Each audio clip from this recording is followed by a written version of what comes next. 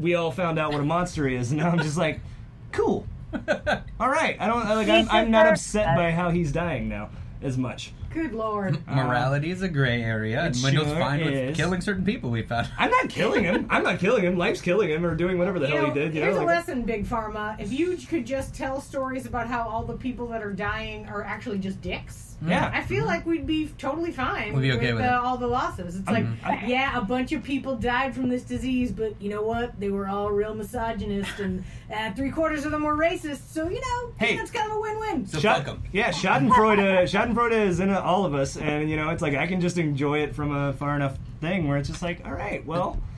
Good, we all want someone to die, right? Is that part of the my child? The insurance paperwork you fill out at the doctor? They ask certain questions about did you leave anybody standing at the altar ever? Is that what your doctor asked you? No, to see if that'll affect his treatment. To see if you're a good person or not. What kind of doctor are you going to? No, that's what he's saying. Gauging a good human being and the kind of treatment I get. Treat you now? Guys. If then this, okay? Yeah. All I'm saying is maybe your rich people doctors ask you those questions. Mine are like, hey, do you have $10? Sweet, here's some antibiotics. High five. See you later. That's what my doctor's appointments are all about. Well, it's you housed foster children and refugees. Right. Here's the cure to cancer we don't give to regular people that just are dickheads. I'm not you know what I'm saying? I was like, oh, cool. You worked in Doctors Without Borders, or you did all this stuff. AIDS isn't a problem for you anymore.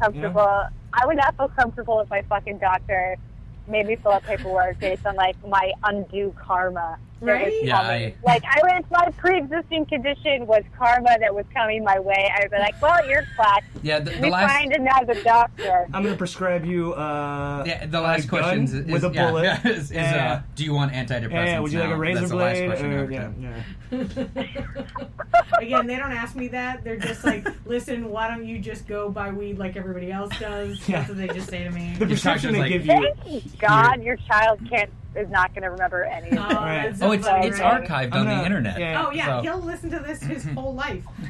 His dad also has a podcast. Everything we think is public. It's not. Yeah. Yeah, he's going to get away with so much. That's great. Absolutely, he's like, I wish not, I was but he's going to start his own podcast when he's 14. Yeah, he's going to be periscoping all the time. It's the My Parents Are Lame podcast. That's his voice. That's what he sounds like. He does. I've heard him. I was like, he's 1 month old. All he can do is squeak. He's 1 month. An infant? Yeah. Oh, very infant. Whoa. Yeah, I had him 1 month ago. Fresh. Yeah, he's super fresh. That's the number one word people use to refer to my child. Not a joke. So many people have been like, oh, fresh. I had somebody legitimately just say the word fresh and nod at me and then walk away. They're like, fresh. Was he a rapper from the 80s? Because no, I feel it was like an HEB or something. Like some dude swings by with a basketball shirt and he just looks at my baby and he goes fresh. At least he didn't smell the baby. Yeah, at least he didn't go wow, what a stale baby you have. I don't know. Calling it fresh insinuates he wants to eat it. I feel like nah. He checks to see if he's ripe. Now, if this was the first person who had said fresh, I would have been like, okay. But he was the fifth or sixth, and the first one was this lady from my temp agency who said fresh from heaven, and I was like, oh, okay. And then later when other people said fresh, I was like, oh, I get it. He's a fresh egg, or he's just been born. There's a freshness to that, right? Sure. I'm kind of confused. It also insinuates that he's rotting slowly. He is. Yeah, are you. Oh, I know. But what's the shelf life? When is he not fresh anymore? I am concerned at this lady's idea that heaven is just filled with babies waiting to go to Earth, though. There's just a room full of 3 trillion babies that haven't been born yet. Where are the dead people? The dead people are somewhere. They're somewhere else. It's a different place. There's not enough dead born, people. And then some of them are born and then just bounce and they right back limbo. Up. Yeah. I don't know if they right back up. Are they babies in heaven or adults?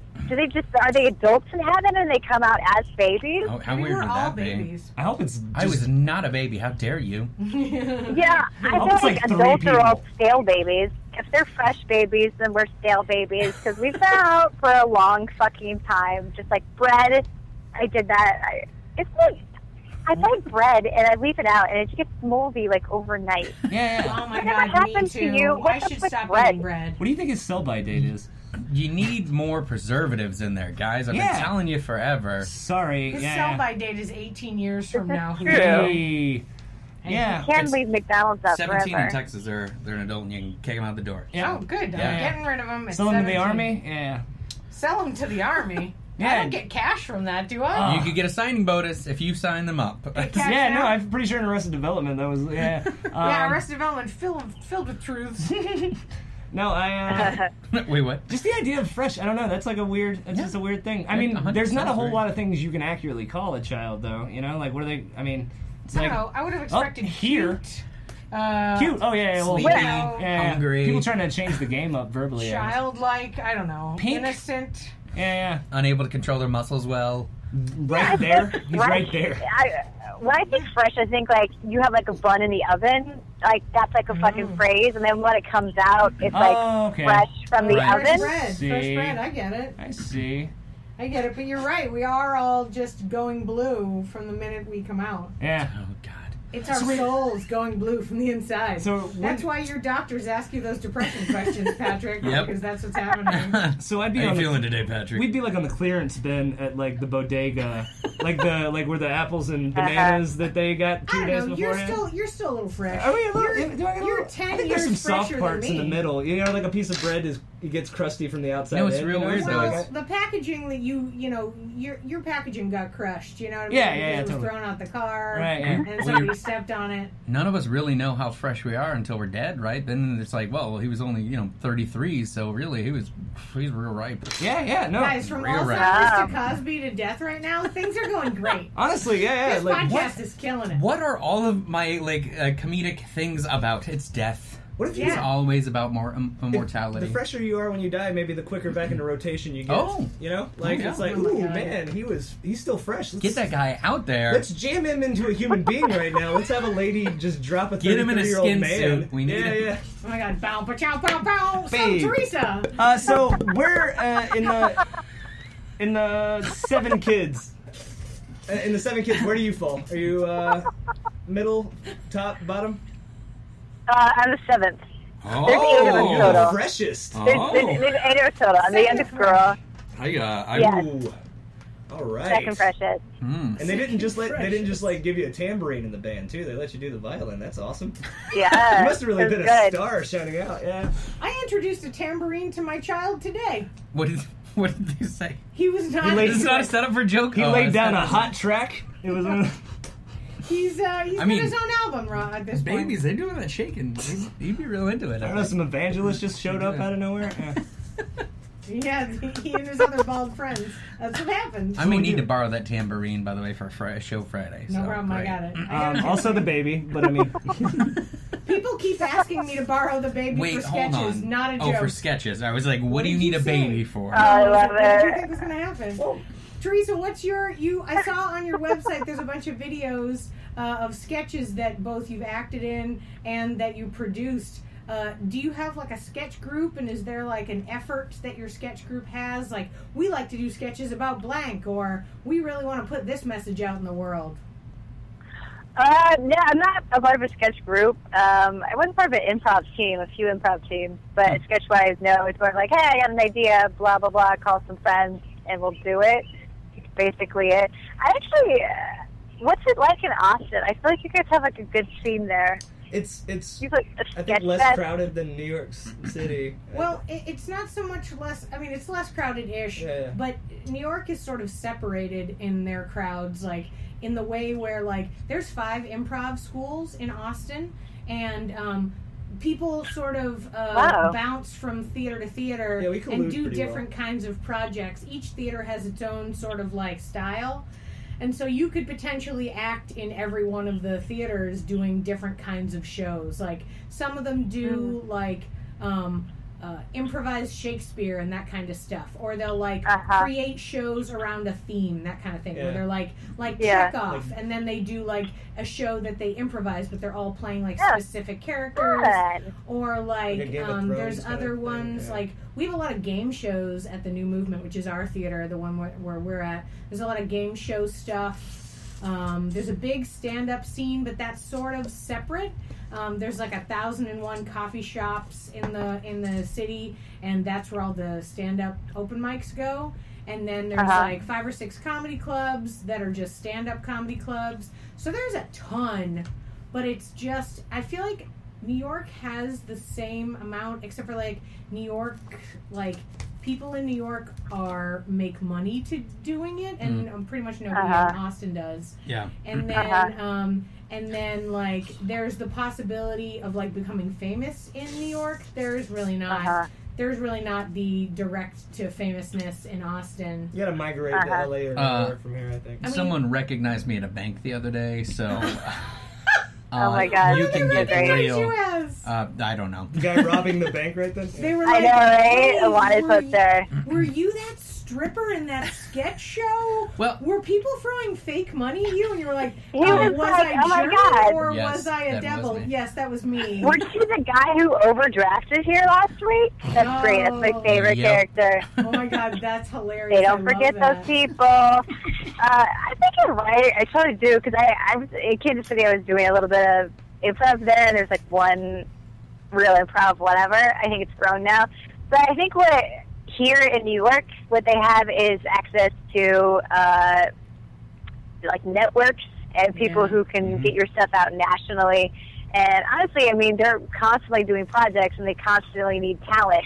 And so if you kind of like get a buzz around yourself, you get cast and stuff, and then people see your face nationally because, you know, I mean, all the major networks are here. There's all sorts of like digital ventures that they're just not in other cities. And like, I'll be the first to say, like, there's so much talent in this nation, so much talent in all of these cities throughout.